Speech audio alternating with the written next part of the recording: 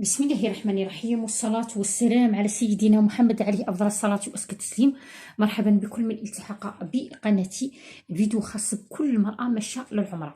طبعا أبواب العمرة راها مفتوحة، وكل غالبيتنا هفت قلوبهم نحو البقاع المقدسة وينووا يمشوا لها. الفيديو هذا خاص بزوج أشياء: الشيء الأول الهدايا، والثاني على الدراهم. اذا نبدا بالهدايا. طبعا خلي الدراهم بجهه، راح نختم بهذا الفيديو.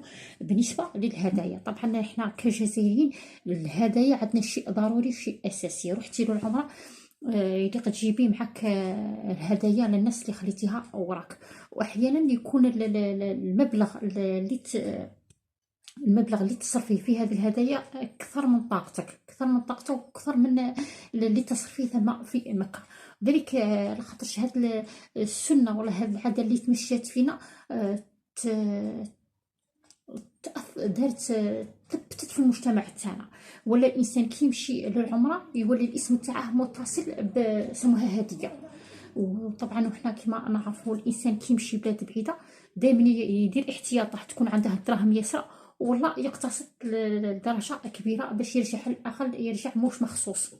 احنا ما نحسنوش عون بعضنا، ما نحسنوش عون بعضنا مهما كانت امكانياتك قليله، ويا ربي دبرتي دراهم العمره الناس تكون طامعه فيك. طبعا كي اللي تقول لي ما رحتش في عدو، رحت في الحبيب ومعليش جايه من بيت ربي ونهاديهم. انا نعطيك طريقه، مش طريقه بحال هدايا قيمه بثمن زهيد. اهمها ماء زمزم. طبعا ماء زمزم كل الناس اللي تخليهم وراك محتاجينه. كاين اللي يدير كيسان صغار ويدير الكسوار تاعهم، البريق تاعهم اللي يجيه يعطيه شويه في ذاك الكاس الصغير، يعطيه شويه يشرب ماء زمزم.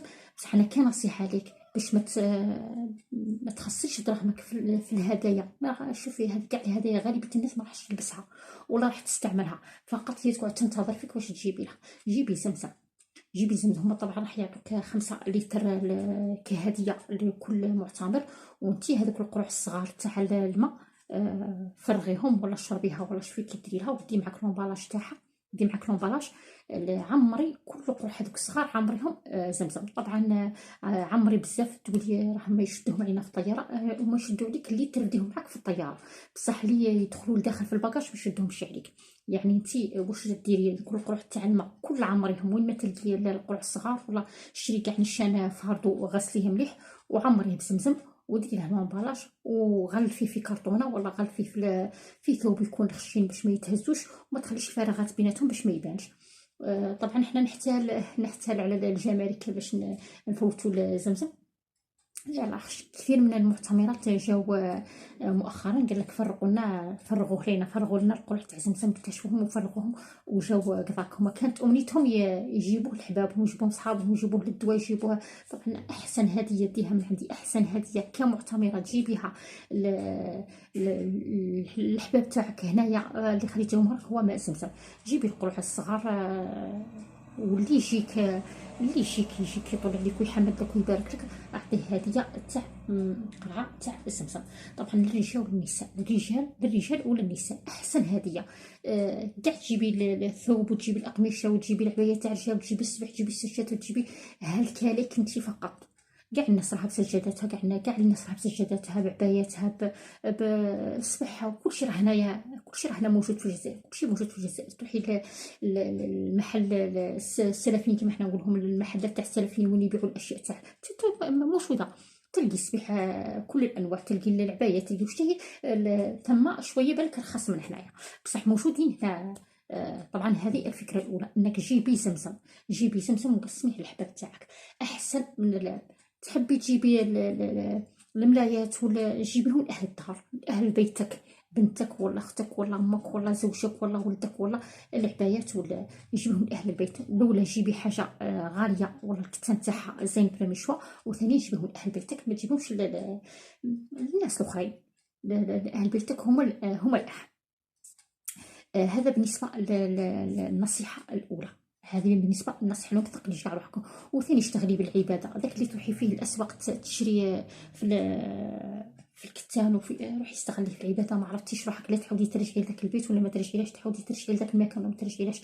استغلي وقتك وجيبي سوفونير في راسك بلي كنتي تعبدي في ربي، كنتي في مهد الرساله، كنتي في جوار سيدنا محمد وفي جوار الصحابه، كنتي في مكان اشرف بقعه في الارض.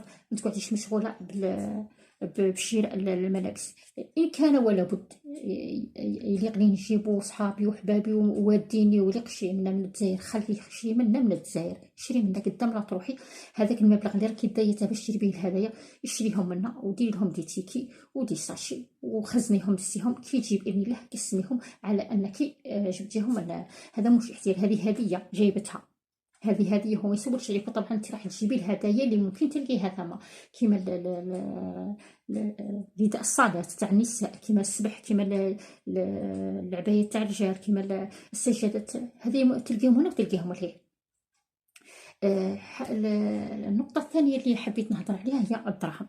طبعا احنا الدراهم عندنا، احنا الدراهم تاعنا الدراهم الدينار ما تسواش امام الريال السعودي. الريال السعودي غالي على الدينار. وهنا في الجزائر كي تبغي تبدلي الدراهم يبدلوا لك، يعطوك 100 اورو، واحيانا ما يعطوكش 100 اورو، يعطوك 95 98 اورو. اللي عنده ويحب يبدل. طبعا كاين مارشي نوار وتبدل لك الدراهم تاع الجزائر، يبدلها لك بالاورو. هنايا في الجزائر قدام لا تروحي بدلي دراهمك دي الاورو. الاورو يسوى ثم في السعوديه عندك 100 اورو تجيب لك 360 ريال، 370 ريال، 380، 350. هي تروح وتطلع وتهبط، هما يتمشوا حساب حساب السوق، سوق البورصه يتمشوا حسابه. كل نهار يبيعها لك بسعر. المهم النصيحه الاولى ما تديش دراهم الجزائر، دراهم الجزائر ما تسواش قدام الدراهم السعودي. دي الاورو اللي عندك الدراهم بدليها هنايا وديها معاك. كي تديها معاك فرقيها، ما تخليهاش في مكان واحد. في كل مكان ديري 50 اورو، 60 اورو، 100 اورو. وكي تروحي ثاني تبدليها ما تبدليهاش على دفعه واحده، كما سبقت قلت لك بلي الدراهم تطلع وتهبط. كذلك الاورو واش الدينار. الا بغيتي تدي الدينار دي فئه 200,000 وفئه 100,000، ما تدي لا 50,000 لا 20,000 لا 10,000 لا حتى هي. دي 100,000 دينار اللي هي 100,000 تسوى عندهم 15 ريال. 100,000 هي 15 ريال، يعني ما تجيب لك حتى حاجه. عايا شوفي هنا 100 اورو يجيب لك 360,000 ريال، و100,000 دراهمنا تجيب لك 15 ريال. طبعا اللي معوله تمشي للعمره ولا تبدل دراهمها هنايا تديها اورو احسن، حتى اللي رجعتيها ترجعيها وتصرفيها هنايا تعاودي ترجعيها دينار. طبعا ضروري انك تدي معك كذلك ما تحتاجيه. كاين واحد الاشياء غاليه ثم كالمواد الغذائيه، والله اللي تحب تشري القهوه والحليب ولا تدي لحظه وتدي النسكافيه، ما تكونش تخصصي فيهم ثم دراهم. ممكن لحظه ثانيه ما تلقاهاش، لاخاطش كاين المراعي غاليين ويبيعوا غير 2 لتر، ما يبيعولكش 1 لتر، تلقي 2 لتر وغالي. 2 لتر واش باغا ديري بها كاع في نهار واحد. كان هذه هي النصائح لك ايتها المعتمره. الله يتقبل منك ومنا ان شاء الله، والله يوصلنا لبلاد الرسول عليه الصلاه والسلام، وننعموا بالعمره وننعموا بالحج باذن الله تعالى. الى اللقاء، تمنياتي لكم بالتوفيق.